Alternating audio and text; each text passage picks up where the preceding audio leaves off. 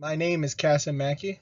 And my name is Harrison Wormuth, and under the guidance of Dr. Kim Pfotenhauer, we both chose to lead the investigation together into comparing the opinions of medical malpractice between different professional cohorts. We chose to investigate this topic since many educational curriculums currently do not provide adequate training into risk mitigation, facts surrounding medical malpractice, professional liability insurance, and techniques avoiding medical malpractice allegations. Additionally, we researched the techniques necessary to take, if named, in a malpractice allegation and minimize the future impact on the physician. Medical malpractice is significantly more elaborated in law school curriculums in comparison to osteopathic medical school curriculums. Unfortunately, as cited by the AMA, 1 in 3 physicians will be named in a medical malpractice allegation lawsuit by the age of 55, based on analyzed claim history by medical malpractice insurers and the National Practitioner Database. I just want to emphasize in this graph that the four components of medical malpractice are causation, negligence, duty, and diagnosis. Also, the graph on this slide shows most of each cohort's selected duty, derelict, damages, and deviation from the standard of care as the components of medical malpractice. This study was designed to analyze the variance of opinions and perceptions between medical students, law students, resident physicians, attending physicians, and lawyers. It aimed to help understand the opinions at different levels of education in order to provide insight into the needs of osteopathic physicians through their careers. The graph on this slideshow shows the majority of attending physicians had less than 2 hours of medical malpractice training. On the other hand, attorneys had greater than 10 hours of medical malpractice training, while law students, medical students, and residents had a varying amount of training. After IRB approval, an anonymous Qualtrics survey was distributed to our various cohorts between February of 2020 and July of 2020. The survey was distributed via email to various professional societies, reaching out directly to law firms, posting on social media, and reaching out to various residency programs, hospital networks, and private physician practices. The survey, composed of testing professionals' foundation of knowledge of basic medical malpractice, as well as presented unique case scenarios to analyze the participants' application of medical malpractice, as well as their professional attitudes and beliefs. An example case scenario we used in this study was a 63-year-old who presents to the emergency room intoxicated and a significant medical misdiagnosis was made. The graph shows the consensus between each cohort found that most likely all parties of the incident were responsible.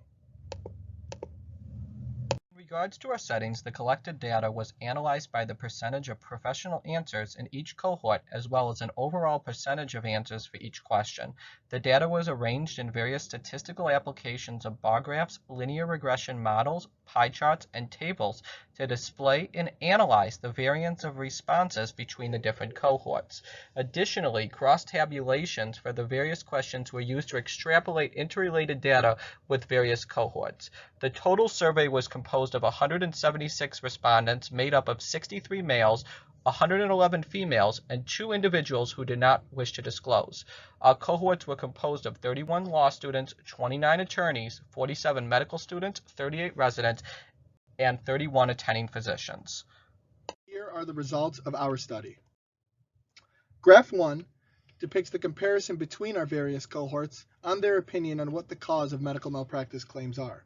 It shows that 73% of resident cohorts and 53% of the medical student cohort thought that the number one cause of medical malpractice is an inattentive follow-up, while 73% of the attending physicians believed the number one cause of medical malpractice was misdiagnosis. In regard to the other professional cohorts of attorneys and law students, 62% of attorneys believed the number one cause of malpractice was a surgical error, while 32% of law students believed that the degree of patient injury is the number one cause of malpractice. Based on indemnity payouts from malpractice insurance providers, the number one cited cause of medical malpractice was misdiagnosis. The majority of the attending physician cohort selected misdiagnosis as their number one answer choice at 73%. Our second set of results was the cohort's opinion of what they thought the most important factor of professional liability insurance was. The majority of respondents of the survey, 76% of the total respondents, believed the two major components to choosing professional liability insurance were the length of coverage and policy limits. However, there was a striking difference in regards to the most important aspects of professional liability insurance, with the majority of medical students at 52%, law students at 55%, and attorneys at 82%, believing the most important factor was policy limits, while resident physicians at 36% and attending physicians at 60% believed the most important factor was the length of coverage.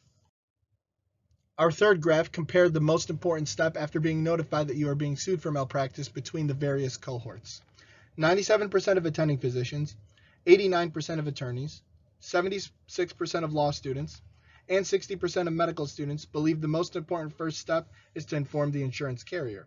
Surprisingly, the analysis showed only 32% of the residents believed that the most important first step after being notified that they were named in a malpractice allegation was informing the insurance carrier, while the majority of the resident cohort at 46% believe that the first step is to apologize to the patient. In conclusion, despite many of the answers of the survey between the cohorts having a similar response, there were still key areas of medical malpractice that showed a great divergence of opinion.